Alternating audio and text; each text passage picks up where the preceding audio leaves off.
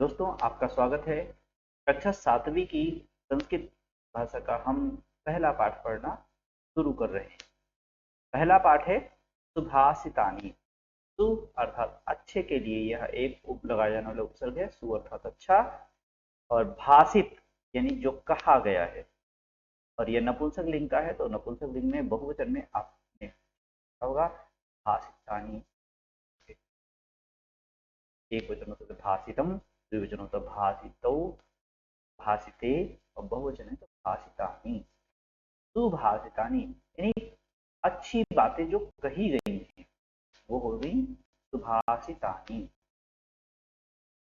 ठीक है मित्रों, तो अब इसको हम पढ़ते हैं। भाषितानि का अर्थ हमने आपको बताया, और इसको सूक्तियां भी कहते हैं। सूक्ति अर्थात अच्छी है, और वो अच्छी ऐसी बातों को यहाँ पर है। इसमें ये मतलब विशेष महत्व है इसका, अच्छी बातों का, सूक्तियों का, सुभाषितों का। ये जीवन भर हमको प्रेरणा देने वाली होती है। अब आप 7वीं कक्षा दृष्टि से आपके लिए ये महत्वपूर्ण है कि आप इसको समझें, इसके अर्थ को भी समझें। ये सब तो हमारे लिए जीवन में महत्वपूर्ण है ही। इसका क्योंकि संस्कृत आप 1-2 साल पहले ही पढ़ना शुरू किए होंगे, तो इसलिए आपको इसका उच्चारण सही हो, इसका गायन सही हो, तभी बहुत महत्व। तो ये इसका सही अर्थ जानने के साथ साथ हम इसके सही उच्चारण को भी पहले इसका उच्चारण ही करते हैं। और उच्चारण पर ऑनलाइन कक्षा में इस तरह से अधिक नहीं वो काम किया जाता। फिर भी मैं ज्यादातर एक्सप्लेनेशन के द्वारा जितना संभव है उतना उच्चारण आपको बता। पृथिव्यां त्रीणि रत्नानि जलम् अन्नं सुभाषितम् मूढैः पाषाणखण्डेषु रत्नसंज्ञा विधीयते। रत्नसंज्ञा विधीयते। सत्येन धार्यते पृथ्वी, सत्येन तपते रविः, सत्येन वाति वायुश्च, सर्वं सत्ये प्रतिष्ठितम्। दाने तपसि शौर्ये च, विज्ञाने विनये नये, विस्मयो नहि कर्तव्यो बहुरत्ना वसुन्धरा। तद्भिरेव सहासीत, तद्भिः कुर्वीत संगतिम्।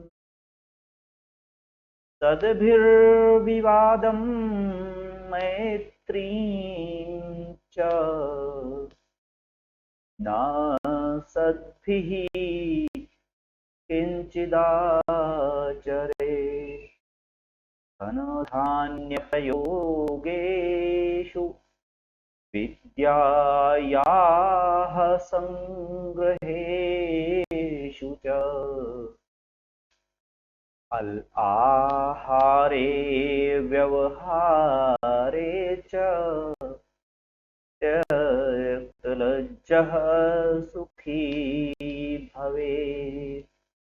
क्षमा वशीकृतिर्लोके, क्षमया किं न साध्यते। शान्ति खड्गः करे यस्य, किं करिष्यति दुर्जनः। तो मित्रों, मैंने इसका सस्वर वाचन किया। आप भी वाचन का अभ्यास करें, प्रयास करें। आपको कुछ शब्द और अच्छे से क्लियर हो जाएं, इनका उच्चारण क्लियर हो जाए, मैं आपको और पढ़ के बताता हूँ। कृपया ध्यान से सुनिए, उच्चारण बहुत महत्वपूर्ण है। पृथिव्याम, यहाँ पर देखेंगे पृथ्वी में था पूरा है तो पृथ्वी पूरा बोलना है, फिर व्याम, और व्या के ऊपर या के ऊपर बिंदी है तो उसको हमें आधा मा की तरह उच्चारण करना है। पृथिव्याम त्रीणि रत्नानि जलमन्नम, जलम और अन्नम मिलाकर बन गया जलमन्नम सुभाषितम मूढ़ैः पाषाणखंडेषु, खंडेशों में बड़ा ऊ नहीं है, छोटा ऊ बोला तो इसका ध्यान रखना कि हमें छोटा ऊ उच्चारण करें।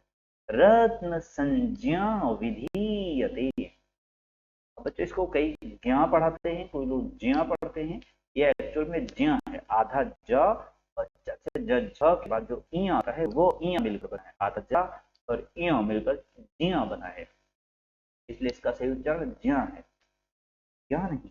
जो हम ज्ञानी बोलते हैं वो गलत है, ज्ञानी होता है, यज्ञ होता है, प्रतिज्ञा होती है, संज्ञा होती है। रत्न संज्ञा विधीयते। आगे है ये सर्वम सत्ये प्रतिष्ठितम विस्मयो नहीं कर्तव्यो, कर्तव्यो में में आधा ता भी है तो इसका भी ध्यान बोलना है। कर्तव्यो बहुरत्ना वसुंधरा, फिर सद्भिः रेव, सद्भिः और एव ये दो शब्द मिले, सद्भिः में विसर्ग है, विसर्ग को रा बन गया है, सद्भिः एव होना चाहिए तो सद्भिः रेव बन गया, सद्भिरेव। उच्चारण में हमें इस है कि यह जैसा लिखा है ऐसा ही उच्चारित हो। सद्भिरेव सहासीत, अब ये ता पूरा है तो पूरा बोल, सहासीत सद्भिः पुरवीत संगतिम, सद्भिः विवादम, सद्भिः विवादम, यहाँ भी जो विसर्ग है सद्भिः के बाद वो आगे जाके रा बन गया।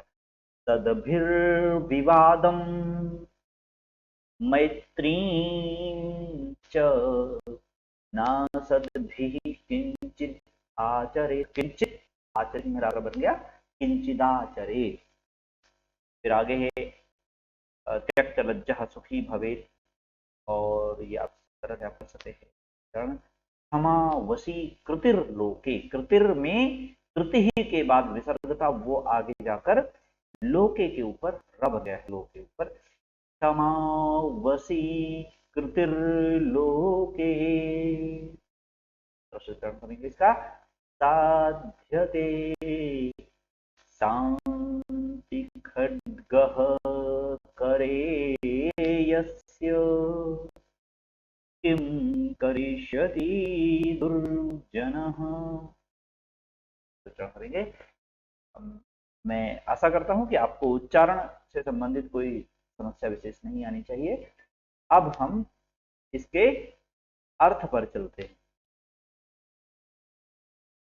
पृथिव्याम, यहाँ पर सप्तमी विभक्ति है यानी पृथ्वी पर या पृथ्वी में तीन रत्नानि, तीन रत्न हैं। कौन कौन से हैं? जलम अन्नम सुभाषितम, जल अन्न और अच्छी बातें। यहाँ जल और अन्न से अभिप्राय यह है कि केवल जो मूलभूत आवश्यकताएं हैं, मूलभूत चीजें हैं, वो होने के बाद तीसरी चीज जो सबसे महत्वपूर्ण है और होनी चाहिए वह है अच्छी बातें। मूढ़ैः पाषाण खंडेषु, मूढ़ कहते हैं मूर्ख व्यक्ति, मूर्ख व्यक्तियों के द्वारा पाषाण खंडेषु, पत्थर के टुकड़ों को जो हम हीरे कहते हैं, ये क्या है? वह तो हीरे और तरह तरह के हीरे आते हैं, इनको हम रेड डायमंड, ब्लू डायमंड, ऐसे बहुत सारे डायमंड आते हैं, तो इनको ही, ये पत्थर वास्तव में क्या है? पत्थर के टुकड़े, और इनको ही रत्न कहा जाता है। मूंगा और नीलम और बहुत सारे जो रंगीन पत्थर होते हैं उनको रत्न कहा जाता है। तो इनको रत्न समझते हैं। मूर्ख यहाँ पर कवि कह रहा है या लेखने जो विचारक हैं वो ये कह रहे हैं कि पृथ्वी पर वास्तव में महत्वपूर्ण तीन ही रत्न हैं, तीन ही चीजें ऐसी हैं जो रत्न है, इनको रत्न कहना चाहिए, जल, अन्न और सुभाषित। लेकिन मूर्ख लोग पत्थर के टुकड़ों को ही रत्न मान लेते हैं। रत्न संज्ञा विधि थे, वो रत्न का नाम देते हैं किसको? पत्थर के टुकड़ों को रत्न का नाम देते हैं। फिर हम अगले पे आते हैं, सत्येन धार्यते पृथ्वी। इसमें सत्य का महत्व बताया गया है। सत्य के द्वारा पृथ्वी को धारण किया जाता है। सत्येन तपते रवि, और सत्य के द्वारा ही रवि अर्थात सूर्य तपता है। सत्येन वाति वायुश्च, और सत्य के बल से ही वायु क्या होती है? बहती है। वाति मतलब बहती है, तपते मतलब करता है, गर्म करता है। सत्य के बल से ही वो ऐसा करता है, और सत्य के द्वारा ही वाति वायुश्च, वायु बहती है। सर्वम सत्य प्रतिष्ठितम, और सब कुछ सत्य में प्रतिष्ठित है। यानी हम सत्य से कहीं भाग नहीं सकते। सत्य सबसे महत्वपूर्ण है, सत्य सबसे ऊपर है, और सत्य सबसे बड़ा है। सत्य सर्वत्र है, और सत्य में ही स्थित ये सारी चीजें अपना कर्म करती। सत्य सब जगह है, और इस सत्य का ही पालन हमें ही करना चाहिए। जो हमारा नियम है, जो हमारा स्वभाव है, उसको पहचान कर और हमें सत्य आचरण कर। भारत में लीजिए, सत्येन धारते पृथ्वी, सत्य के द्वारा ही पृथ्वी धारण की जाती है। सत्य के द्वारा ही सूर्य तपता है। सत्य के द्वारा ही वायु बहती है, और सत्य के द्वारा ही, सत्य में ही सब कुछ स्थित है। प्रतिष्ठित अर्थात स्थित होना, स्थित है। अगले में आते हैं, दाने तपसि शौर्ये च विज्ञाने विनये नये। कई चीजों में बताया गया कि पृथ्वी क्या है? बहुत रत्नशाली है, बहुत सारी विस्मयकारी, जो हमें देखकर आश्चर्य हो सकते कि अरे इतना, ऐसा बहुत सारी चीजें हमें पृथ्वी पर मिल सकती है। जैसे दाने, यदि आप दान देखने चले जाओ तो एक से एक बढ़कर दान ही मिलेंगे। तपस्या करने वाला कौन सबसे कठोर तपस्वी हुआ है, मेहनती हुआ है, तो देखेंगे तो एक से एक बड़े तपस्वी मिलेंगे। वीरता देखने चले जाओ तो एक से एक बड़े वीर मिलेंगे। क्या विज्ञानी, और विज्ञान अर्थात कि ज्ञान को नए तरीके से परिभाषित करना, उसमें कुछ नया ढूंढना, तो ये देखते हैं तो विज्ञान, विज्ञान में भी एक से बढ़कर एक चीजें हैं। विनय, विनय में अगर हम जाते हैं, विनम्रता में जाते हैं कि भाई बहुत बड़ा व्यक्ति हो, सादगी से रहा, ऐसा देखने जाए तो ये भी एक से बढ़कर एक मिलेंगे, जो कितने महान महान होते हुए, क्या क्या होते हुए, और विनम्र होते हुए। फिर नए, नए मतलब होता है नीति, यानी चलना। तो नीतियों में जाएं, अगर हम नए में जाएं, नियमों में जाएं, तो उसमें भी एक से बढ़कर एक मिलेंगे। कहने मतलब ये है कि सब कुछ है। ये दान, तप, वीरता, विज्ञान, विनय, नीति, ये सब वर्तमान है। ये सब बहुत बड़ी अच्छी खासी मात्रा में ये सब है। हम देखने जाएं तो हमें आश्चर्य से भर सकते हैं, कितना अधिक मिलेगा। विस्मयो नहीं कर्तव्या, लेकिन इस चीज को लेकर आश्चर्य नहीं करना चाहिए। नहीं, आपको कोई भी मिलता है तो आप ऐसा नहीं समझिए कि बस यही अंतिम है, यही सब सर्वश्रेष्ठ है।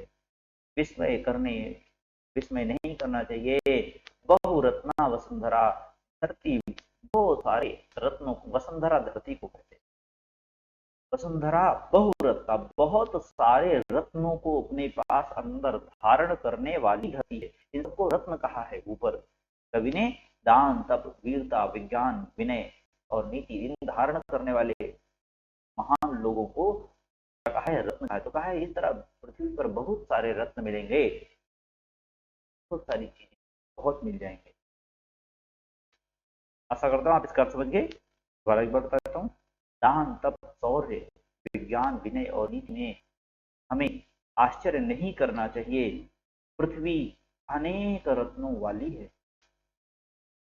सद्भिरेव सहासी, इसमें देखते हैं सद भी, सद कहते हैं अच्छा व्यक्ति, सद मतलब अच्छा, और भी, सद भी मतलब उसके साथ, सद भी सज्जनों के द्वारा या सज्जनों के साथ, सज्जनों के साथ, सद्भि रेव एव लगा, एव मतलब होता है ही और विसर्ग से रा बना है, तो सद्भि एव विद्वान अच्छे लोगों के साथ ही, सहासीत मतलब होता है साथ और आसीत मतलब बैठना, अच्छे लोगों के साथ ही हमें बैठना चाहिए, आसीत बैठना चाहिए, अच्छे लोगों के साथ ही हमें बैठना चाहिए। तद्भि कुर्वीत संगतिम, अच्छे लोगों के साथ ही हमें संगति करनी चाहिए, कुर्वीत मतलब करनी चाहिए और संगति मतलब साथ, अच्छे लोगों के साथ ही बैठना चाहिए, अच्छे लोगों के साथ ही हमें संगति करनी चाहिए। तद्भिर विवादम मैत्रीम चा, और विवाद यदि हमें करना है तो भी हमें अच्छे लोगों के साथ ही विवाद करना चाहिए, बुरे लोगों के साथ विवाद भी नहीं करना चाहिए। तद्भि विवादम, उनके साथ ही विवाद करिए, मित्रता करनी है, मैत्री करनी है तो वो भी हमें सद्भि लोगों के साथ करनी है, सज्जनों के साथ ही करनी है। सद्भि विवादम मैत्रीम च, मित्रता और विवाद ये दोनों भी हमें सज्जनों के साथ ही करना चाहिए। न सद्भि किंचित आचरित, जो ना सद्भि, तो यहाँ पर देखिए बच्चों दो शब्द है, न और असद्भि। असद्भि मतलब असज्जन व्यक्ति, दुर्जन व्यक्ति, तो दुर्जन व्यक्ति के साथ न नहीं करना चाहिए। किंचित आचरित, किंचित मतलब होता है कुछ, किंचित मतलब कुछ, और आचरित मतलब आचरण करना चाहिए, व्यवहार करना चाहिए, संबंध रखना चाहिए, ठीक है। तो किसी भी तरह का आचरण, अच्छा या बुरा, मित्रता या विवाद, साथ बैठना या खाना या संगति करना, किसी भी प्रकार का साथ हमें दुर्जन व्यक्ति के साथ, असद लोगों के साथ, खराब लोगों के साथ नहीं करना चाहिए। आशा करता हूँ इसका अर्थ समझिए, दोबारा समझिए।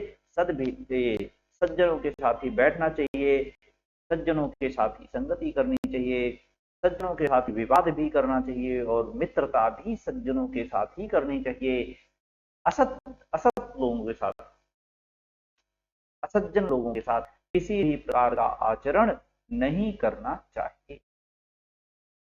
तो आगे है, धन धान्य प्रयोगेशु विद्यायाः संग्रहेशु च, धन धान्य के प्रयोग में, धान्य कहते हैं भोजन योग्य अनाज को, धन और धान्य का प्रयोग करने में, धन धान्य संपत्ति को भी धान्य कह देते हैं, धन धान्य के प्रयोग करने में, यदि आपके पास धन है तो उसका प्रयोग करना चाहिए, हमें सराहना नहीं चाहिए, प्रयोग करना चाहिए। अनाज है तो उसका भी प्रयोग करना चाहिए। धन धान्य प्रयोग, इसका प्रयोग करने में, विद्या या संग्रहेशु च, और विद्या को इकट्ठा करने में, विद्या ग्रहण करने में, शिक्षा लेने में, संग्रह मतलब इकट्ठा, विद्या संग्रह करना है, विद्या लेना, विद्या प्राप्त करना में, संग्रहेशु धन का प्रयोग करने में और विद्या इकट्ठी करने में, विद्या प्राप्त करने में, आहारे व्यवहारे च, और दो चीजों में, और आहार और व्यवहार, आहार अपने भोजन ग्रहण करने को आहार कहते हैं,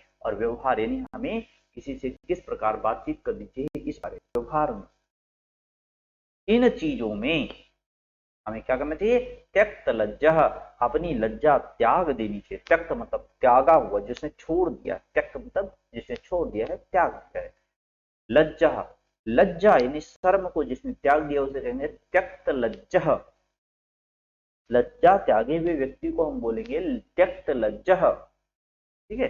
तो लज्जा त्याग दिया हुआ व्यक्ति इन चीजों में, किन चीजों में, धन धान्य के प्रयोग में, विद्या के प्राप्त करने में, विद्या प्राप्त करने में, आहार में और व्यवहार में, इन कामों में जिसने लज्जा का त्याग कर दिया है वह व्यक्ति सुखी हो जाता है, वह, अच्छा करता हूं, आप समझ गए हैं। हम अगले प्रश्न पर, अगले श्लोक पर आते। क्षमा वसी कृतिर्लोके,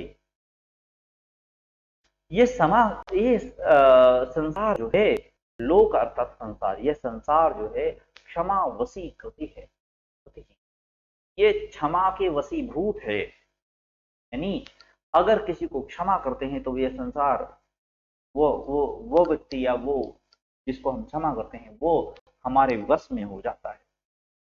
क्षमा वसी कृतिर्लोके, इसलिए ये संसार क्या है, क्षमा के वसीभूत है, क्षमा कर देना चाहिए, तो क्षमा के वसीभूत है, क्षमा को सम्मान देता है, क्षमा को मानता है, क्षमा के आगे झुकता है। क्षमया किम न साध्यते, और क्षमा से क्या नहीं प्राप्त किया जा सकता है। क्षमा से सब कुछ प्राप्त किया जा सकता है। शांति खड्गः, शांति मतलब होता है जो आप जानते हैं शांति, जिनके रूप में जिनके हाथ में शांति रूपी तलवार, यहाँ तलवार मतलब जो शांति की बातें करता है, प्रेम की बातें करता है, वो होगा शांति। तो शांति खड्गः, जो शांति रूपी तलवार रखता है, जो शांत कर सकता है, स्वयं शांत होगा वही दूसरे को शांत कर सकता है, जो स्वयं शांत है दूसरे को शांत करता है। शांति खड्गः करे, जैसे जो शांत करने की शक्ति सबके जिसके पास है।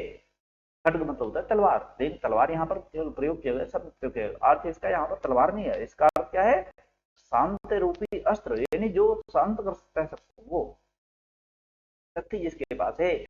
यस्य कर मतलब होता है हाथ, जिसके हाथ में शांति रूपी तलवार है। किम करिष्यति दुर्जना, दुष्ट व्यक्ति उसका क्या कर सकता है, दुष्ट व्यक्ति उसका कुछ नहीं कर सकता। इस श्लोक को आप भगवान बुद्ध के साथ जोड़कर देखते हैं कि वो सब क्षमा करते थे, सबको शांति प्रदान करते थे। तो वो अंगुलीमाल खूंखार डाकू था, उसके सामने चले गए तो वो भी उन्हें पहले मारने के तलवार लेकर के आया, लेकिन इन्होंने उसको क्षमा कर दिया। तो उसने फिर इनके आगे वो नतमस्तक हो गया और इनका सिर है। क्षमा वसी कर लोके, यह संसार क्षमा के वसीभूत है। क्षमा किम न साध्यते, क्षमा से क्या नहीं प्राप्त हो सकता है। साध्यते मतलब पूरा होना या पूरा होना या प्राप्त होना, इस तरह से साधना साधना सिद्ध होना मतलब जो हम चाहते हैं वो हो जाना, लक्ष्य तक प्राप्त कर, लक्ष्य तक पहुंचना। क्षमा किम न साध्यते, क्षमा से क्या नहीं होता है, क्षमा से क्या नहीं पूरा होता है, क्षमा से क्या नहीं प्राप्त हो सकता। जिसके हाथ में शांति रूपी तलवार है, वह उसका दुर्जन व्यक्ति भी क्या करेगा, कुछ नहीं कर सकता। अर्थात आशा करता हूँ इन सभी श्लोकों का अर्थ आप समझ गए होंगे। हाँ, ये 6 ही श्लोक हैं और ये आप इनके इन सब शब्दार्थों को देख सकते हैं। इसमें कोई ऐसा शब्द है नहीं जो कठिनता महसूस हुई हो आपको जिसमें। और इसके बाद हम प्रश्नोत्तर में क्या है।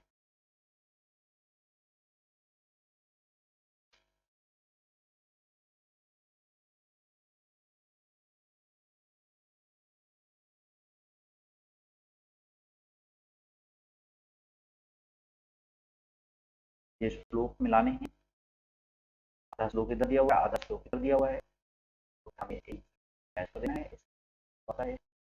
फिर एक पद में कुछ प्रश्नों के उत्तर पूछे हुए हैं, मैं आपको इन प्रश्नों के उत्तर बता देता हूँ।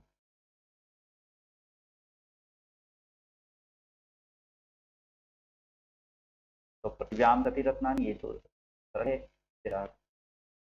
पहले तो न्याय है, पृथिव्याम त्रीणि रत्नानि, पृथ्वी पर 3 रत्न हैं। मूढ़ई कुत्र रत्न संज्ञा विधीयते, मूर्ख व्यक्ति किसको रत्न मानते हैं या किसको रत्न समझते हैं।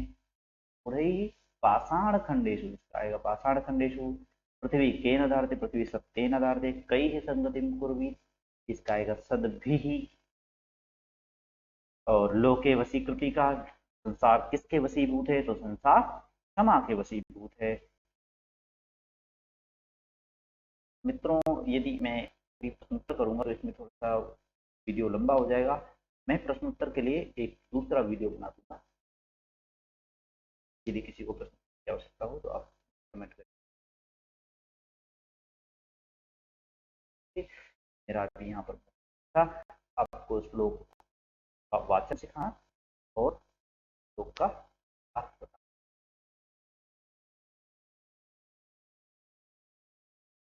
करिए।